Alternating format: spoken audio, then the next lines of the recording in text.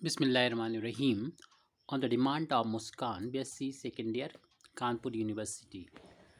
ये एक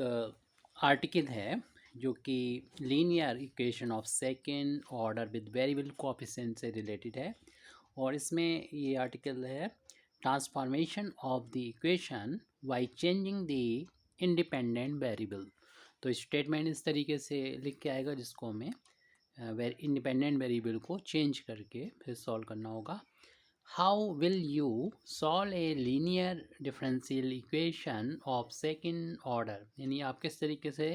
linear differential equation of second order with variable coefficient को सॉल्व करेंगे। वो है डिफरेंशियल इक्वेशन ये d2y/dx² plus p dy/dx plus qy is equal to r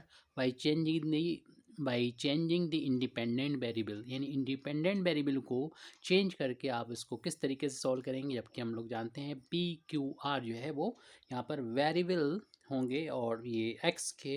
function होंगे। तो सबसे पहले तो हमें यहाँ पर जो डिफरेंशियल इक्वेशन है इसको लिख के इक्वेशन नंबर 1 डाल देंगे। इसको लेट द इक्वेशन यानी the given differential equation differential equation हमको दे रखा है। अगर सिर्फ बोला जाता है कि डिफरेंशियल इक्वेशन सेकंड ऑर्डर का विद वेरिएबल कोएफिशिएंट तो हम लेट करके लिखते हैं लेट दी। अगर हमें दे रखा है तो लिख देंगे the given differential equation is, जो गिवन है वो यहाँ पर लिख देंगे। वो है d2y/dx²। इस डिफरेंशियल इक्वेशन को हमको सॉल्व करना है। ये वेरिएबल कोएफिशिएंट है, p वेरिएबल कोएफिशिएंट है और x का कोएफिशिएंट x का फंक्शन है dy/dx plus qy is equal to capital R। यहाँ पर p q और r वेरिएबल है और ये x के फंक्शन है। सबसे पहले तो हमको जो इंडिपेंडेंट वेरिएबल यहाँ पर x है उसको चेंज करेंगे एक दूसरे वेरिएबल में। उसको हम वेरिएबल को z मान लेते हैं। तो इसी चीज़ को यहाँ पर लिखते हैं। इसलिए चेंज कर रहे हैं ताकि कभी कभी ऐसा होता है कि वेरिएबल को चेंज करने से हम डिफरेंशियल इक्वेशन को आसानी से सॉल्व कर लेते हैं। Let the independent variable be changed from x to z, यानी पहले वो इंडिपेंडेंट वेरिएबल x था, अब उसको हम z में दूसरा वेरिएबल ले रहे हैं, z लेंगे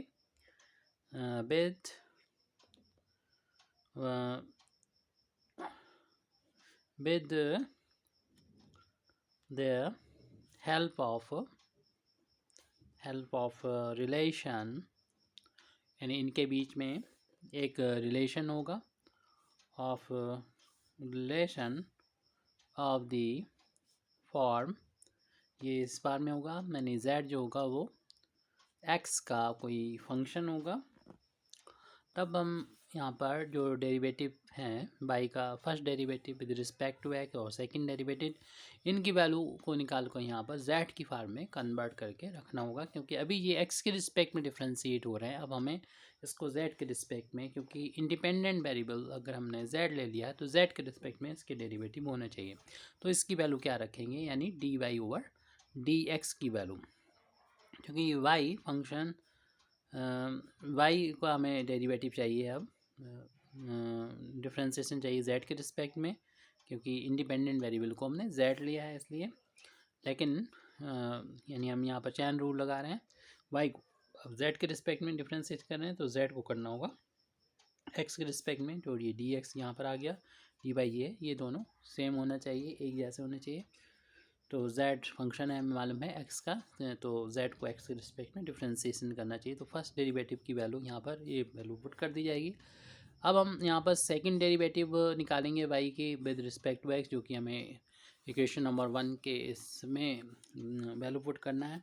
तो इसको इस तरीके से लिख सकते हैं, जो हमारा फर्स्ट डेरिवेटिव इसको इस तरीके से लिख सकते हैं dy/dx इंटू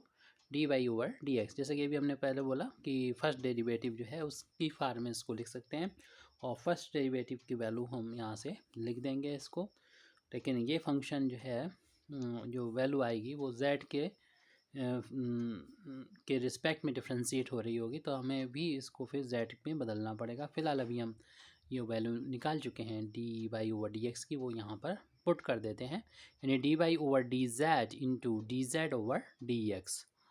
अब चूँकि ये z के रिस्पेक्ट में डिफ्रेंशिएशन होना है, तो जैसे कि अभी हमने यहाँ पर किया था सेम इसमें भी ऐसे ही करना होगा। इसको y समझें आप, तो d ओवर डी जेड लिखें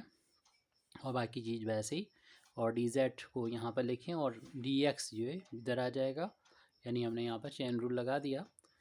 तो बाकी फंक्शन जैसा था एज इट लिख दीजिए यहाँ पर, d y over d z into d z over d x. अब इसको यहाँ पर फर्स्ट और सेकंड फंक्शन मानते हुए हमें डिफ्रेंशिएट करना होगा। तो पहले तो हम यहाँ पर इसको डिफ्रेंशिएट कर रहे हैं, इसको अंदर ऑपरेट करेंगे d y over d z को, और फर्स्ट सेकंड मान के डिफ्रेंशिएशन करें। तो फर्स्ट फंक्शन का differentiation with respect to z, तो एक बार तो डिफ्रेंशिएशन हो रहा है, अब दो बार डिफ्रेंशिएशन हो जाएगा और इसको एज इट लिख देंगे, कोई इफेक्ट नहीं पड़ेगा, प्लस का साइन लगा दें। आपकी ये फंक्शन ऐसे ही रहेगा, यानी d y over d z, और इसको डिफ्रेंशिएट करेंगे तो ये एक बार डिफ्रेंशिएशन हो रहा था जेड का एक्स के रिस्पेक्ट में। अब यहाँ पर इसको चूँकि डिफ्रेंशिएशन होना है डी ओवर डी जेड के रिस्पेक्ट में डिफ्रेंशिएशन होना है, जेड के रिस्पेक्ट में डिफ्रेंशिएशन होना है, लेकिन किसका डिफ्रेंशिएशन होना है, वो डिफ्रेंशिएशन होना है D z over d x का डिफ्रेंशिएशन होना है। और यहाँ पर मल्टीप्लाई में चल रहा है D z over d x. ये ब्रैकेट ओपन होगा अभी और देखेंगे ये, और ये मल्टीप्लाई के हो के होल अब स्क्वायर हो जाएगा। और फिर हम यहाँ पर इसको भी सॉल्व कर रहे हैं।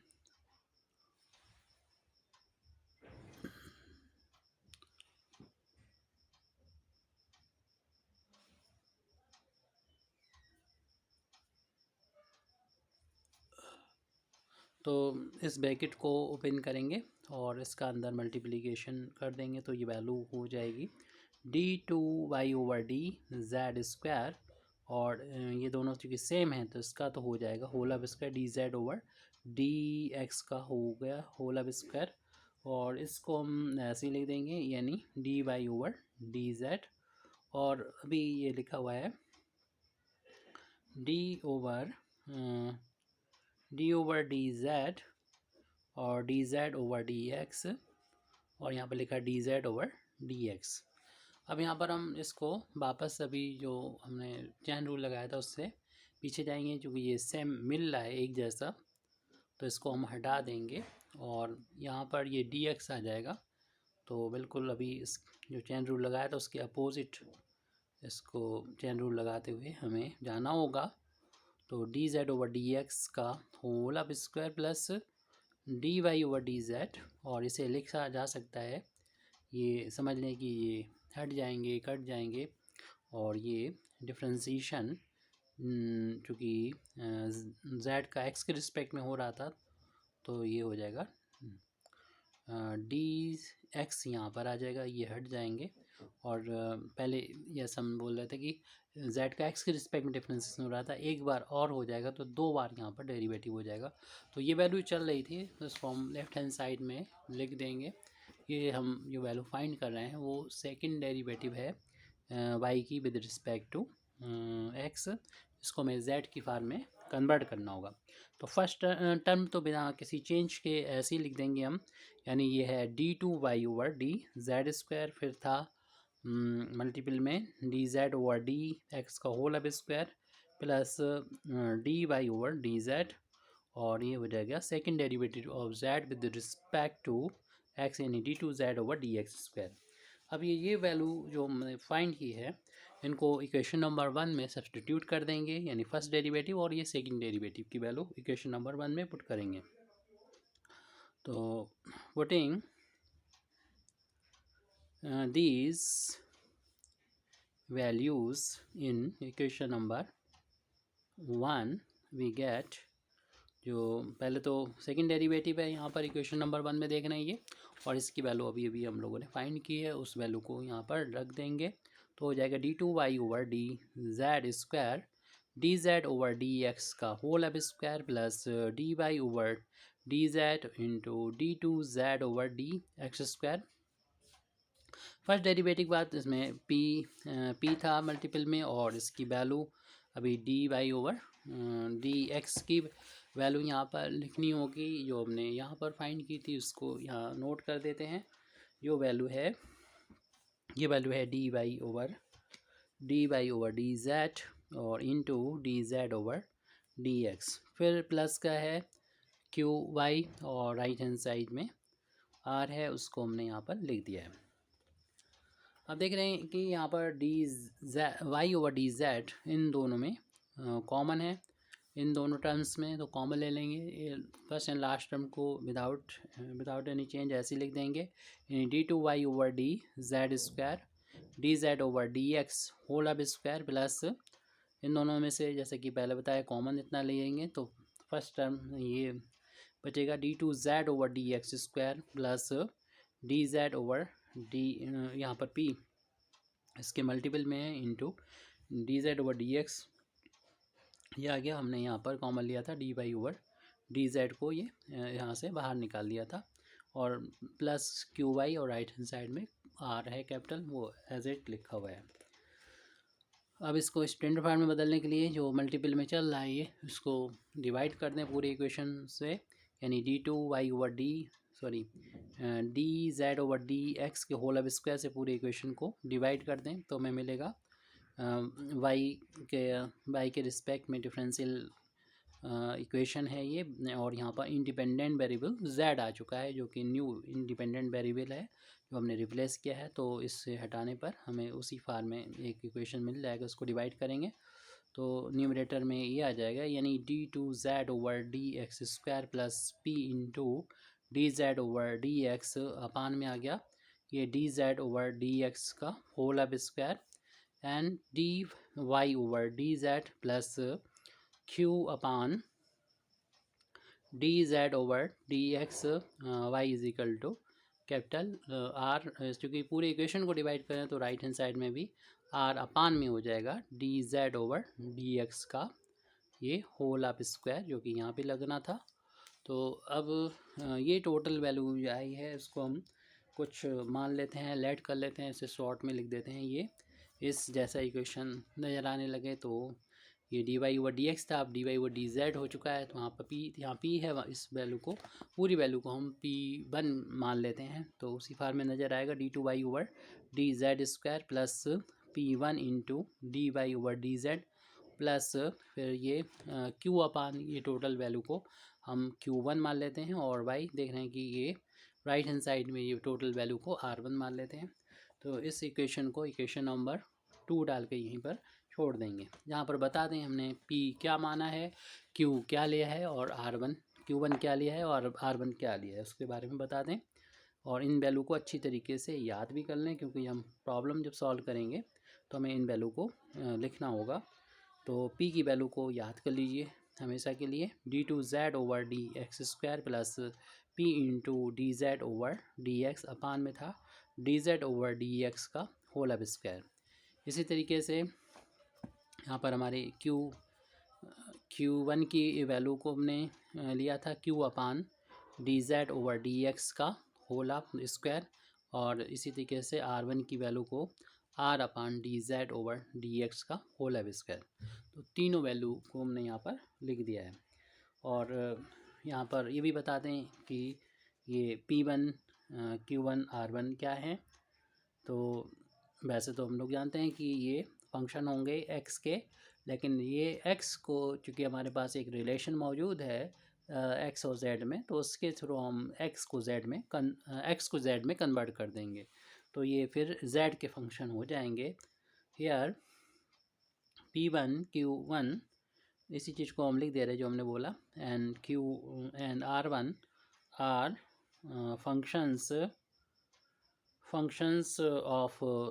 x and maybe और इसको बदला जा सकता है मे बी एक्सप्रेस, इनको हम बदल सकते हैं expressed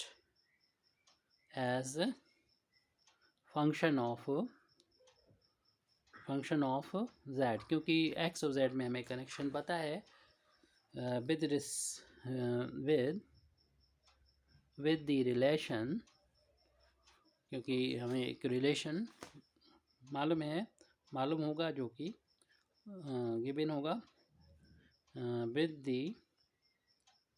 relation with the help of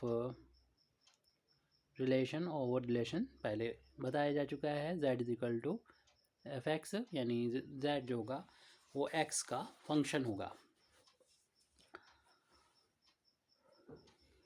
और ये इस तरीके से करने से हमारा ये इक्वेशन, क्योंकि देखने में तो ये दोनों इक्वेशन 1 और 2 एक जैसा लग रहे हैं, लेकिन एक्चुअल में ये जो डिफरेंशियल इक्वेशन 2 आया है ये आसानी से डिफ्रेंशिएट किया जा सकता है। वो दो तरीके इसके हमारे होंगे सॉल्व करने के।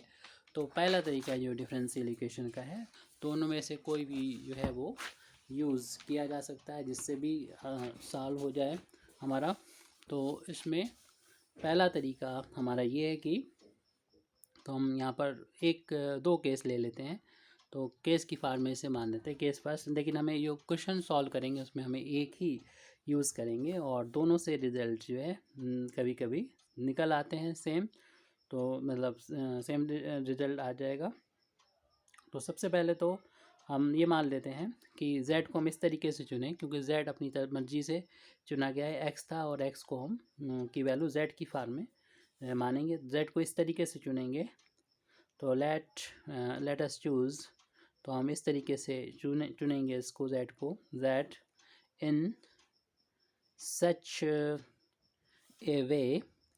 वे दैट, इस तरीके से हम चुनेंगे कि P1 की जो वैल्यू हो वो वैनिश हो जाए, यानी वो ज़ीरो हो जाए, वैनिसिस मतलब ज़ीरो हो जाए। और अगर P1 की वैल्यू ज़ीरो हो जाएगी तो P1 की वैल्यू को हमने कितना लिया था उसको हम पीछे देख के यहाँ पर लिख दे रहे हैं। P1 की वैल्यू को जो हमने यहाँ पर नोट किया हुआ है, P1 की वैल्यू को लिख दें। P1 ज़ीरो होगा तो इसका सीधा मतलब क्या होगा कि P1 की जो वैल्यू थी वो यहाँ पर नोट कर देते हैं। P1 की वैल्यू है d2z over d x square plus p dz over d x, और होल अपान में था dz ओवर डी एक्स का होल अब स्क्वायर। जब अब ज़ीरो के बराबर पुट करेंगे तो डिनोमिनेटर को उधर पहुँचा के ज़ीरो में मल्टीप्लाई होकर ज़ीरो हो जाएगा, तो हमारे पास यही बचेगा, यानी d2z over d x square plus का p into d z over d x is equal to zero. अब इसको हम इस तरीके से भी लिख सकते हैं, क्योंकि ये दो बार डिफरेंशिएशन x का हो रहा है, z का हो रहा है विद रिस्पेक्ट टू s, तो इस तरीके से भी लिख सकते हैं। और इस टर्म को अगर हम राइट हैंड साइड में ट्रांसपोज कर दें तो ये minus P into d z over d x को डिनोट करेगा। इस टर्म को अगर हम नीचे लेके आ जाएं तो ये D over d x D z over, इस टर्म को लिखने के बाद ये अपान में आ जाएगा, तो d z over d x is equal to आ जाएगा माइनस का p। अगर हम अब इसको डिफ्रेंशिएट कर दें x के रिस्पेक्ट में दोनों साइड, तो डिफ्रेंशिएशन करने पर x के रिस्पेक्ट में जब डिफ्रेंशिएशन करेंगे तो सिचुएशन ये हो जाएगी, क्योंकि x के रिस्पेक्ट में करेंगे तो ये dx जब आएगा तो dx हट जाएगा, तो ओनली बचेगा D z over d z over d x, और इज इक्वल टू चूँकि हम डिफरेंस इंटीग्रेट कर रहे हैं, इंटीग्रेट अगर हमने डिफ्रेंशिएशन बोल दिया हो तो इंटीग्रेशन समझे, हमने दोनों साइड इंटीग्रेट किया है, क्यों डेरिवेटिव को हमें हटाना है इसलिए। तो दोनों सब x के रिस्पेक्ट में इंटीग्रेट किया, तो यहाँ पर जो डी इंटीग्रेट x के रिस्पेक्ट में करेंगे dx, तो ये दोनों हट जाएंगे, हमारे पास जो बचेगा वो ये लिखा हुआ है। इसको अगर हम t मान लें तो ऊपर dt हो जाएगा, और हम लोग जानते हैं 1/t का इंटीग्रेशन log t होता है, तो इसको t समझते हुए ये value log t means D z over d x हो जाएगी, minus p into D x हो जाएगी। और इसकी वैल्यू निकालना है तो एंटी लॉग लेंगे, बेस e है, तो d z over d x जब निकालेंगे तो ये e की पावर में इतना पहुंच जाएगा, माइनस जो बेस होता है वो वही उसी की पावर हो जाएगी जो राइट हैंड साइड में है, p इंटू डी एक्स हो जाएगा। तो इतना में मिल जाएगा, इससे हम z दोबारा से इंटीग्रेट करके हम यहाँ से z की वैल्यू भी निकाल सकते हैं। अगेन अगर हम x के रिस्पेक्ट में इंटीग्रेट करें तो इंटीग्रेट करना होगा हमें ये इस वैल्यू का, ये है e⁻⁻p इंटू डी एक्स, और जो भी वैल्यू है इसका इंटीग्रेट करना होगा, जो इसके अंदर वैल्यू है ये। और इस वैल्यू को जब हम इक्वेशन नंबर 2 में जब रखेंगे तो हमारा इक्वेशन नंबर 2 यानी ये जो p1 है वो जब इसको हम 0 रखेंगे, इक्वेशन नंबर 2 में रखेंगे, ये 0 हो जाएगा, तो हमारा इक्वेशन नंबर 2 जो है रिड्यूस होकर कितना आ जाएगा उसको हम यहाँ पर लिख रहे हैं। तो देन अगर ये सिचुएशन ली है कि p1 0 होगा तो then the equation 2 is reduced to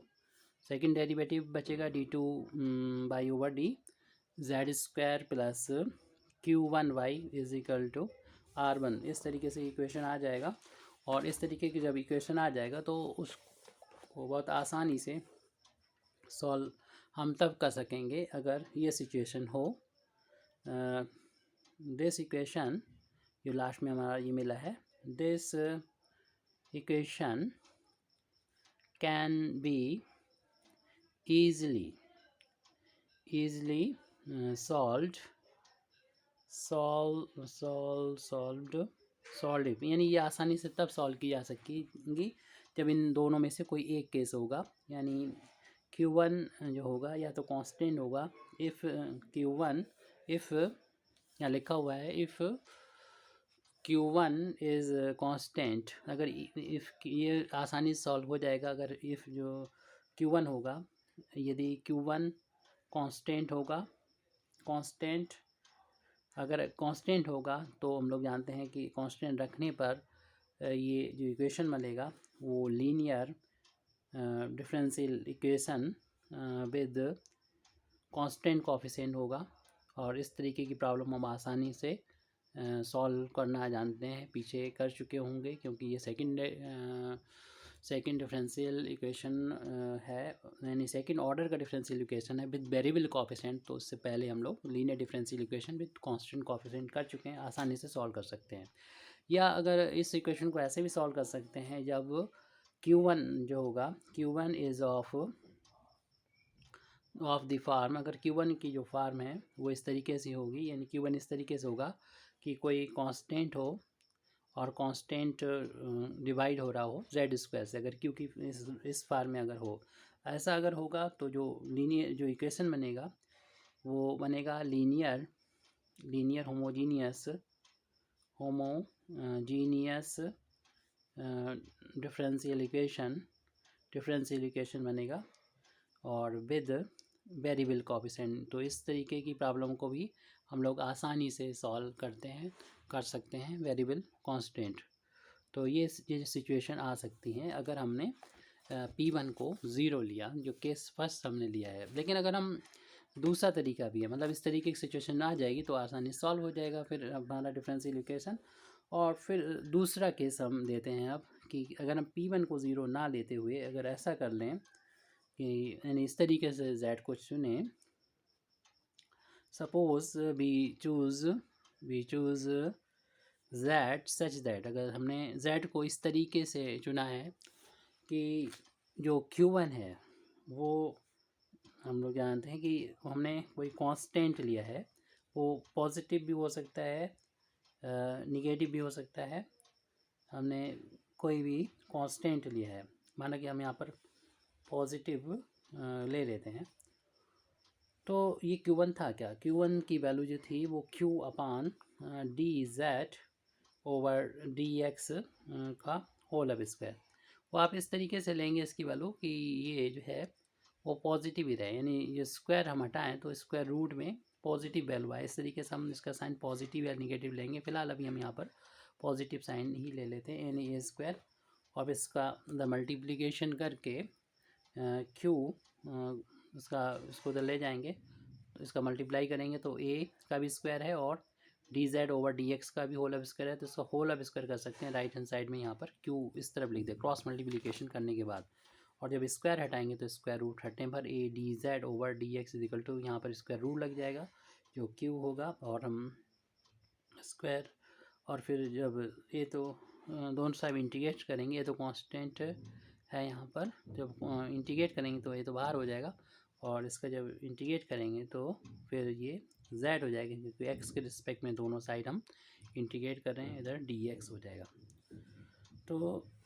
इस तरीके की अगर हम चॉइस लेते हैं, यानी इस तरीके से चुनते हैं, तब हमारा इक्वेशन नंबर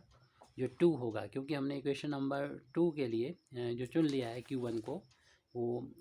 ए चुन लिया है, यानी Q1 को ए स्क्वायर चुन लिया है, जो कि प्लस का हमने ए स्क्वायर यहाँ पर फिलहाल अभी लिखा हुआ है। तो इक्वेशन नंबर 2 रिड्यूस होकर इतनी आ जाएगी, यानी d2y over d z square plus का P1 dy ओवर dz, और जहाँ पर Q1 था उसकी वैल्यू रख दीजिए, कांस्टेंट है, कांस्टेंट ए या सी जो भी कुछ आप लेना चाहें ले सकते हैं, इक्वल टू R1। तो ये जो इक्वेशन है वो आसानी से वो सॉल्व कर सकते हैं। अगर P1 जो होगा वो कांस्टेंट होगा, तो इस तरीके से जो, क्योंकि अगर ये तो कांस्टेंट हो चुका है और ये भी कांस्टेंट है 1, तो ये भी अगर कांस्टेंट हो जाएगा तो ये ऐसा डिफरेंशियल इक्वेशन हमको मिलेगा जिसमें जो, यानी ऐसा डिफरेंशियल इक्वेशन होगा जिसके जो कॉफिशेंट हैं वो कांस्टेंट हैं, और इस तरीके की प्रॉब्लम हम लोग पीछे सॉल्व कर चुके होंगे, तो इस प्रॉब्लम को भी आसानी से फिर सॉल्व किया जा सकेगा। तो जो है हम आसानी से सॉल्व कर सकते हैं कि दोनों ही तरीके इसका यूज़ करते हुए, मतलब दोनों को एक साथ नहीं करना है हमको, जो भी हम इसमें से यूज़ करें और उससे फिर हमारी प्रॉब्लम आसानी से सॉल्व हो सकती है। किसी एक तरीके का यूज़ करना है जिससे भी सॉल्व हो जाए हमारे, तो हम अपनी डिफरेंशियल इक्वेशन में वेरिएबल कोएफिशिएंट को इन तरीक़ों से सॉल्व कर देंगे, क्योंकि अब देखा ये डिफरेंशियल इक्वेशन ये आ गया, और इसको आसानी सॉल्व कर दें। ये जो फॉर्म बनेगी इसको हम लिख देते हैं, इफ़ P1 इज़ कांस्टेंट अगर बनती है तो constant then this differential equation is